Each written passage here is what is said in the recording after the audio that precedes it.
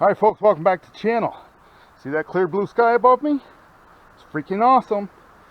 Finally, we can rejoice.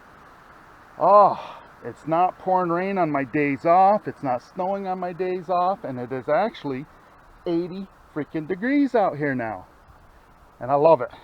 And for the first time this year, finally, I'm back truck camping. I've made a few changes. Follow along.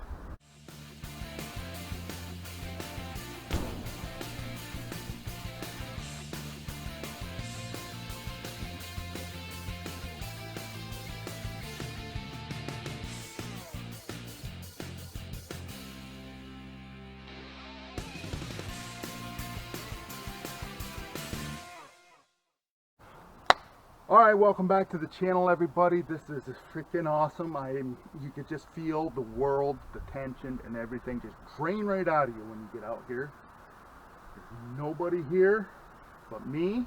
I am in the Floodwood Road camping area, and I'm trying to think if this is part of the Adirondacks Wild Forest, and I think it is.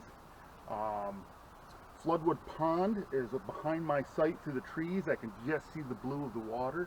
This is Floodwood Road out here, and oh my God, it feels so good to get out here. Oh, it feels so good to be out here. I've been out hiking, and I've already been out kayaking. I've been out with my RV, but I have not been out truck camping. And last year, if you remember, during the backtrack to last year during that pandemic, I was afraid that the campgrounds weren't going to close, and the only places that would be available were these backwoods sites. And so I equipped my truck last year with a few items so I can go out truck camping. And I liked it. I did. But I made some changes this year. If you remember last year, I had the blow-up airbeds mattress. Worked fine. Wasn't the best sleeping. Wasn't the worst either. But the one thing about it was that it was like sleeping in a hammock.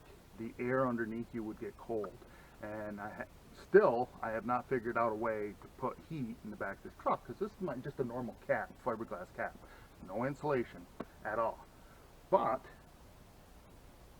this year, over the winter, I joined the Facebook group Truck Camping, and man, those people, the ideas that they have and what they come up with, what they're building, how they use space, absolutely unbelievable. And I really enjoyed that group over the winter, reading and looking at their pictures and everything. But one thing I get asked about is, why don't I do a truck build? And boy, you know what? I think that would be fun to do, but here's my predicament. You can see the flies are out. I need my truck for other than truck camping. Being here in the Adirondacks, a lot of people heat with wood. We have to. Our power reliability is very poor here, and so a car accident 15 miles away could knock out a huge block of power in the Adirondacks. And to get crews and supplies in, sometimes that's why ice storms and blizzards can be a big deal. You have to prepare for them. I use my truck to haul firewood. I use my truck to haul lumber. I use my truck to haul, I just did my garden and did the flower gardens out front. I used the truck to haul mulch. So I can't have a truck build in the back of the truck. If I build something out of plywood or wood, it's got to be removable. It's got to be light enough that I can put it in and take it out, and then I got to have a place to store it. And that is a big deal for me. I don't have a lot of space to store this stuff. So over the winter, again, I acquired a couple of Amazon cards, a total of $350, yay, over the winter. And so one of the things that I bought was this cot. Now, the reason why I bought this cot was that, like, the airbeds wasn't bad, but looking at some of the builds over the winter, pictures of them, I like the idea of having a space that you could walk into here. and I can actually sit down on the bed and use the shelf as a desk light. If I wanted to bring my laptop with me, I guess I could do that. But I chose the cot because it folds right up just like a lawn chair. It doesn't take up very much space at all. So that's basically what the cot looks like right there, and it has a mattress on it. There's a mattress that came with it. It's cotton mattress, so it should hold some heat.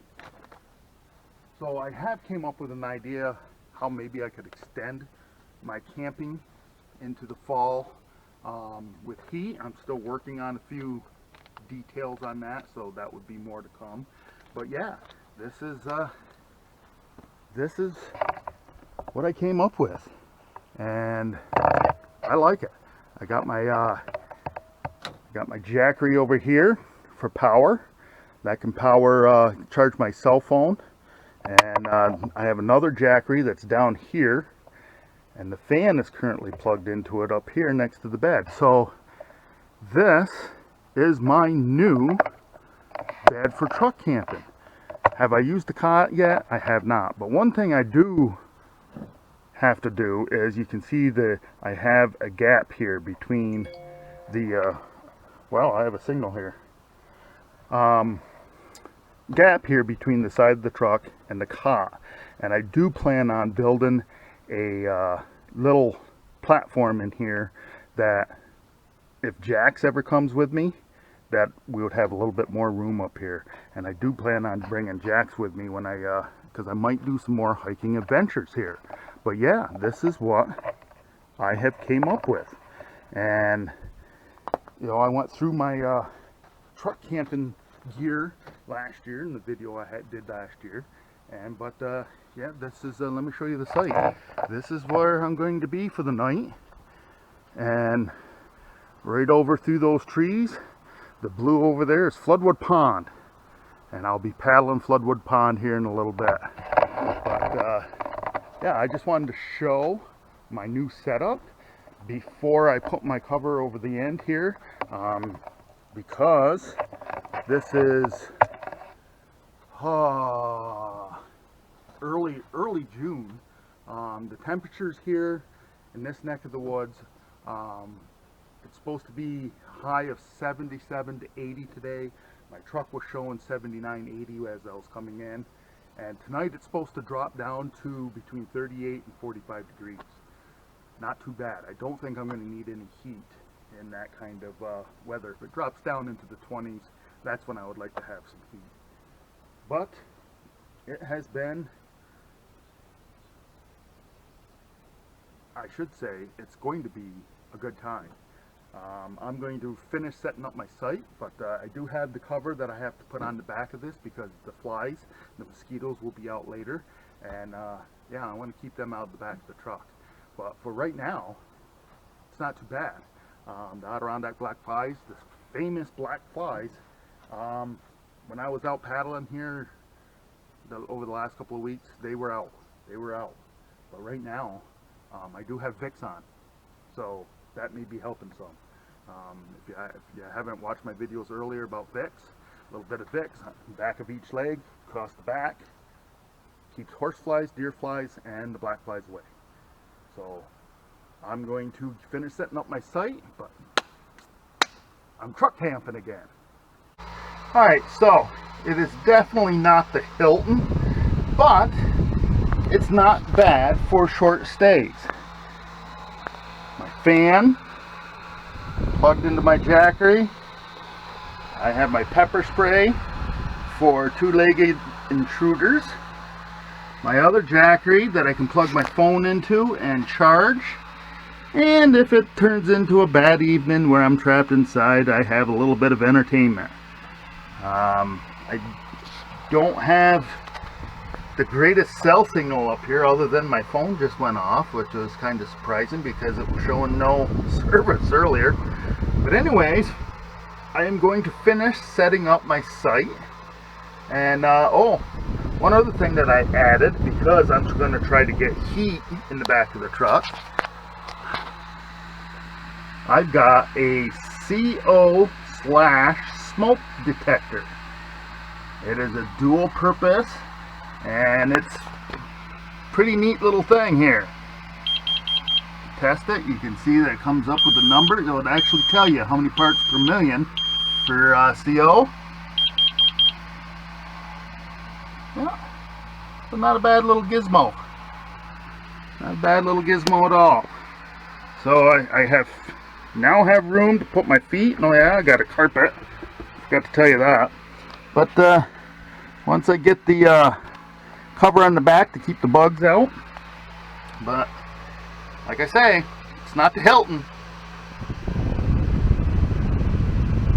More like a Motel 6, I would think. I've got my fire going out there. Over here, you can see I got the solar light on the side of the truck. That's where my truck camping, that's where I'm going to spend the night, right over that way. But it is, I don't know, about 10 o'clock, 10:30 at night, and I'm ready to hit it. It's been a long day. I got done this morning at 7 o'clock. I slept for a couple hours this morning, then hit the road and came right up here. Got the site set up, went and paddled around Floodwood Pond, so I'm ready to hit it. Well, good morning, folks. And made it through the night. Nothing eventful, no visitors last night, but I thought I'd give an update on the new sleeping arrangement I have here. So I bought this cot specifically because, number one, I would have some walking space in between.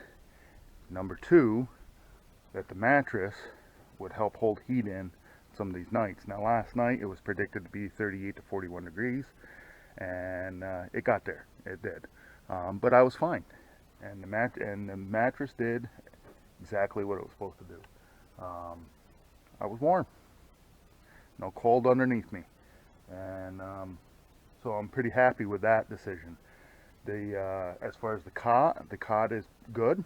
There's no bars in your back like some of those, us older guys remember these bars in our backs when you lay on it. The only con about it is that it is narrow, and I am a big guy, and there are bars along the sides here, and so I'm a side sleeper. So when I turn onto my side, and if I bring a knee up, I put the knee right onto that bar and it wakes me up. It did a few times last night, but other than that, yeah, it was I don't think it got down to 38. I bet you it was probably between 40, 45 degrees last night, which was not bad. But I was good. I was good. But I'm tearing down camp now to head out and seek out that next adventure. So continue to follow along. Alright folks, you watched all the way through. Thanks for that. If you liked the video, make sure to give me a thumbs up. If you haven't subscribed, click the subscribe button down below. Continue to follow the adventure. And remember, folks, tomorrow is no guarantee for any one of us. So disconnect from that Wi-Fi, connect to this out here. You won't be disappointed.